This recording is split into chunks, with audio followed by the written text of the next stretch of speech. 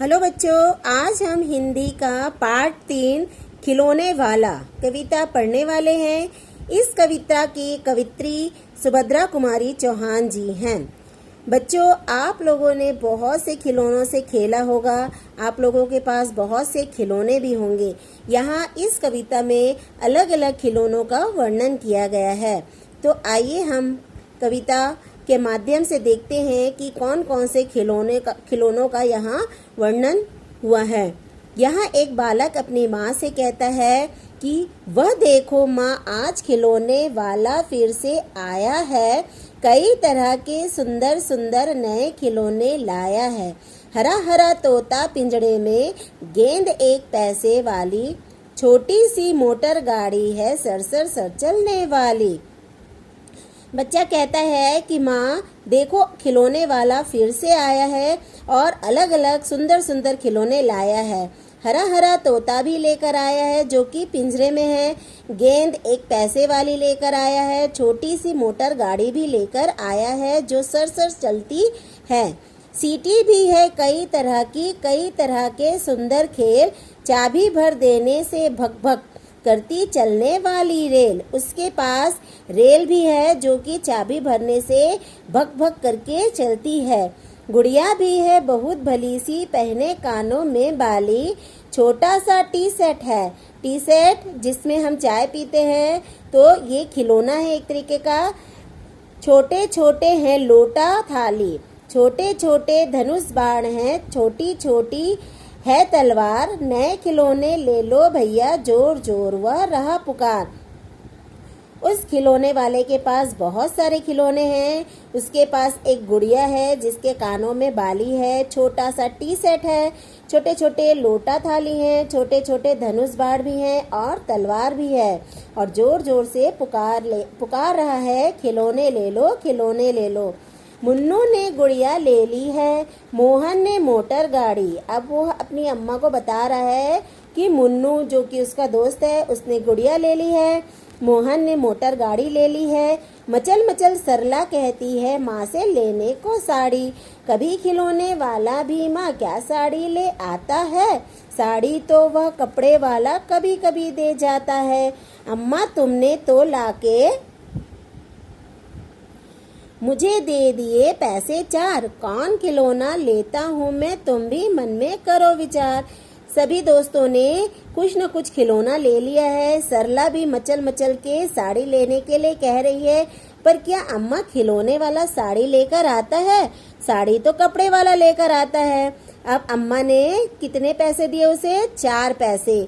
मुझे दे दिए पैसे 4, कौन खिलौना लेता हूँ मैं, तुम भी मन में करो विचार।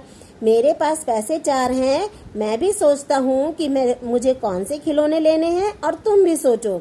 तुम सोचोगी मैं ले लूँगा तोता बिल्ली मोटर रेल। अब अम्मा, क्या तुम ये सोचती हो कि मैं तोता बिल्ली मोटर रेल ले लूँगा, पर माँ यह मैं कभी न लूँगा, पर माँ मैं यह कभी नहीं लूँगा, ये तो हैं बच्चों के खेल। माँ तोता बिल्ली मोटर रेल ये तो छोटे बच्चे खेलते हैं, मैं तलवार खरीदूंगा माँ, या मैं लूंगा तीर कमान, जंगल में जा किसी ताड़का को मारूंगा राम समान।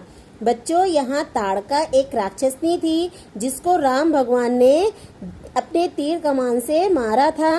तो यहाँ बालक जिद करता है कि मैं भी राम के समान तीर कमान खरीदूंगा और किसी ताड़का रूपी राक्षसी का वध करूंगा।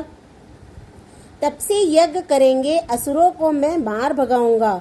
और तपसी मतलब तप करने वाले साधु संत यज्ञ करेंगे, और जो उनको परेशान करेंगे असुर, उनको मैं मार भगाऊंगा। यो ही कुछ दिन करते करते रामचंद्र बन जाऊंगा। जिस प्रकार रामचंद्र ने साधु संतों की रक्षा की थी और उनके यज्ञ में विघ्न डालने वाले असुरों का वध किया था, वैसे मैं भी असुरों का वध करूंगा, ताड़का का वध करूंगा, और यूं ही कुछ दिन करते करते रामचंद्र बन जाऊंगा। यही रहूंगा कौशल्या में। बच्चों, राम भगवान की माता का नाम क्या था, कौशल्या। तो यही रहूंगा कौशल्या में, तुमको यही बनाऊंगा, तुम कह दोगी वन जाने को, हंसते हंसते जाऊंगा। जैसे कि आप लोगों को मालूम है कि राम भगवान ने 14 वर्ष का वनवास भोगा था, तो यहाँ बालक कहते हैं अपनी माँ से कि तुम कह दोगी वन जाने को, क्योंकि राम भगवान की माँ ने ही, जो उनकी माँ थी कैकेयी, उन्होंने ही वर मांगा था कि उनको 14 वर्ष का वनवास हो। तो यदि तुम मुझे वन जाने को कहोगी माँ, तो मैं हंसते हंसते जाऊंगा, पर माँ बिना तुम्हारे वन में मैं कैसे रह पाऊंगा। दिन भर घूमूंगा जंगल में, लौट कहाँ पर आऊंगा। किससे लूंगा पैसे, रूठूंगा तो कौन मना लेगा। कौन प्यार से बिठा गोद में, मन चाही चीजें देगा।